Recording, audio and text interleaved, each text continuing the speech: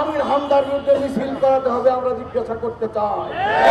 তাহলে কি আপনারা রাজনৈতিক ময়দানকে উত্তপ্ত করতে চান? এই ভোটের মাঠকে কি আপনারা উত্তপ্ত করে ফায়দা হাসিল করতে চান?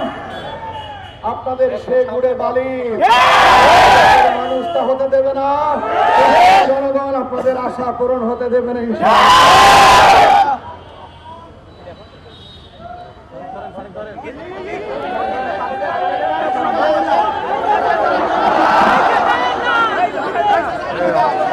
দর্শক এই মুহূর্তে দেখছি আমরা